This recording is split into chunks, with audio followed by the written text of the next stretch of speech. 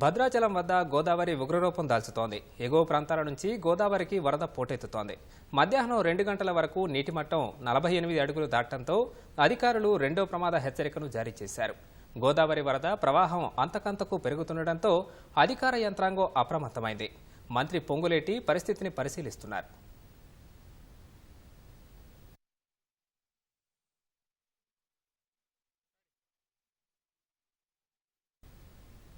భద్రాచలం వద్ద వరద పరిస్థితులకు సంబంధించి తాజా పరిస్థితిని మా ప్రతినిధి లింగయ్య ప్రత్యక్ష ప్రసారం ద్వారా అందిస్తారు. భద్రాచలం వద్ద రెండో ప్రమాద హెచ్చరిక కొనసాగుతుంది. ప్రస్తుతం రెవెన్యూ శాఖ మంత్రి పొంగులేటి శ్రీనివాసరెడ్డి, జిల్లా కలెక్టర్, అదేవిధంగా ఎస్పీ, ఇతర అధికార యంత్రాంగంతో కలిసి భద్రాచలం వద్ద వరద ఉధృతిని పరిశీలిస్తున్నారు. ప్రస్తుతం ఇప్పటికే కరకట్టలను పరిశీలించారు. ముంపు ప్రాంతాలకు వెళ్లే గ్రామాలకు సంబంధించి రోడ్లు ఎక్కడెక్కడ రహదారులు కట్ అయిపోయాయి, ఆ రహదారులను కూడా పరిశీలించారు. ప్రస్తుతం గోదావరి వద్ద వరద ఉధృతిని మంత్రి పొంగులేటి శ్రీనివాసరెడ్డి పర్యవేక్షిస్తున్నారు, పరిశీలిస్తున్నారు. మరి కాసేపట్లో అధికార యంత్రాంగంతో కలిసి సమీక్షా సమావేశం కూడా ఏర్పాటు చేయబోతున్నారు. ఈ సమీక్షా సమావేశంలో ప్రధానంగా జిల్లా అధికార యంత్రాంగం ఎటువంటి చర్యలు తీసుకోవాలి అన్న అంశాలపైన మంత్రి ప్రధానంగా దిశానిర్దేశం చేసే అవకాశం మనకు కల్పిస్తుంది. ప్రస్తుతం మనతో మంత్రి ఉన్నారు. మంత్రి గారు, ఎలా ఉంది? ఇప్పుడు భద్రాచలం ప్రాంతంలో రెండవ హెచ్చరిక జారీ చేశాం. ఉధృతంగా గోదావరి నది వస్తుంది.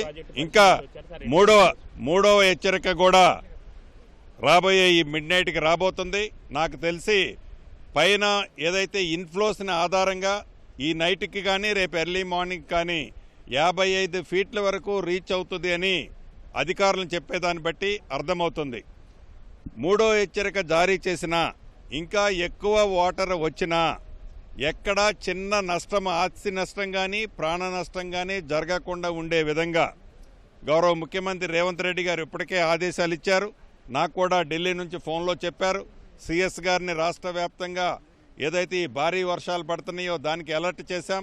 టోటల్ యంత్రాంగం అంతా రాష్ట్ర వ్యాప్తంగా అలర్ట్ ఉంది. ముఖ్యంగా గోదావరి పరివాహక ప్రాంతంలో ఉండే ప్రజలకి గత ప్రభుత్వంలాగా ఏదో వరదొచ్చిపోయిన తర్వాత రావటం కాకుండా ముందు నుంచే మంత్రులమైన మేమందరం ఒక్కొక్కరం ఒక్కొక్క ప్రాంతంలో ఉండి అలర్ట్ చేస్తూ ప్రజలకి ఏ రకమైన నష్టం జరగకుండా ఉండే విధంగా చర్యలు చేపట్టాం. అదే రకంగా పునరావాస కేంద్రాలను కూడా ఇప్పటికే స్టార్ట్ అయ్యాయి. ఈ పునరావాస కేంద్రాల్లో కూడా ఏదో భోజనం పెట్టాలి అని పెట్టడం కాకుండా అది ఈ ప్రభుత్వం యొక్క బాధ్యతగా నాణ్యమైన భోజనంతో పాటు ప్రజలకి నిత్యావసర సరుకులకి ఇబ్బందికి కలగకుండా ఉండే విధంగా ఈ రాష్ట్ర ప్రభుత్వం వాటి మీద కూడా చర్యలు తీసుకుంది. అధికార యంత్రాంగం కూడా భద్రాద్రి కొత్తగూడెం జిల్లా అధికార యంత్రాంగం, కలెక్టర్ గారు, ఎస్పీ గారు, ఐటీడీఏ పిఓ గారు, మిగతా యంత్రాంగం అంతా కూడా చాలా కష్టపడి పనిచేస్తున్నారు. తప్పకుండా ఈ గోదావరమ్మ ఎంత ఉధృతంగా వచ్చినా ఈ ప్రజలకి, ఈ ప్రజల ఆస్తులకి ఏ రకమైన ఇబ్బంది జరగకుండా ఉండే విధంగా ఈ రాష్ట్ర ప్రభుత్వం ఇప్పటికే చర్యలు తీసుకుంది. గతంలో ఈ గోదావరికి రెండు పక్కల ఫ్లడ్ బ్యాంక్స్ ఆనాడు కాంగ్రెస్ ప్రభుత్వంలో దివంగత నేత రాజశేఖర రెడ్డి గారు ఏర్పాటు చేశారు. అయితే ఆనాడు కొంతమంది కోర్టుకు పోయిన కారణం చేత గ్యాపులు కొన్ని ఉన్నాయి. ఆ గ్యాపులు గడిచిన 10 సంవత్సరాల్లో ఏ ఒక్క ప్రభుత్వం ఆ గ్యాపులు పూర్తి చేయలే.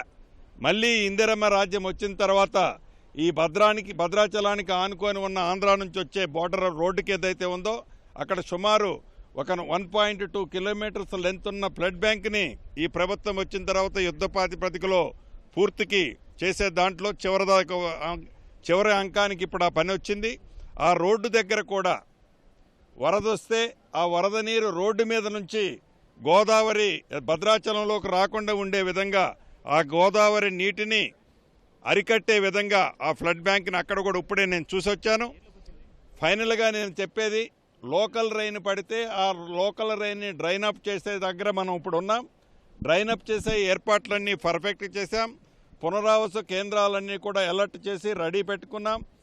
ఎంత ఫ్లడ్ వచ్చినా ఈ ప్రాంత ప్రజలకి, పరివాహక ప్రాంతంలో ఉండే ప్రజలకి నిత్యావసర సరుకులు ఇబ్బంది లేకుండా ఉండే విధంగా అన్ని ఏర్పాట్లు చేశాం. పునరావాస కేంద్రాల్లో ఏర్పొచ్చే జనానికి అన్ని వసతుల్ని నాణ్యమైన క్వాలిటీతో భోజన సౌకర్యాలను కూడా ఏర్పాటు చేయడం జరిగింది.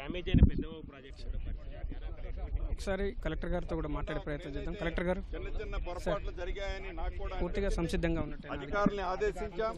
దానికి కావాల్సిన ఏదైతే డ్యామేజ్ జరిగిందో ఆ డ్యామేజ్ అధికార యంత్రాంగం కూడా పూర్తిగా సంసిద్ధంగా ఉందని చెప్పి మంత్రి పొంగులేటి శ్రీనివాసరెడ్డి చెప్తున్నారు. అదేవిధంగా ఎటువంటి ఇబ్బందులు లేకుండా దాదాపు 55 అడుగులకు కూడా వరద ప్రవాహం వచ్చే అవకాశం ఉందని చెప్పి భావిస్తున్నామని, అందుకు సంసిద్ధంగా అన్ని ఏర్పాట్లు పూర్తి చేశామని చెప్తున్నారు. ఎటువంటి ఇబ్బందులు లేకుండా ఇప్పటికే పునరావాస కేంద్రాలకు సంబంధించి కూడా ఏర్పాట్లు చేశామని, ఏ గ్రామాలు రెండో ప్రమాద హెచ్చరిక దాటిన తర్వాత ఏ గ్రామాలు ముంపునకు గురవుతాయో వాటిని ముందే గుర్తించామని, వాళ్ళందరినీ కూడా పునరావాస కేంద్రాలకు తరలించేందుకు సిద్ధంగా ఉన్నామని చెప్తున్నారు.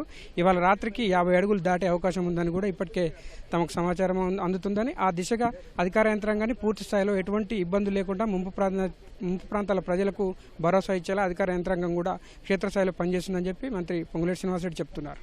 Over to studio.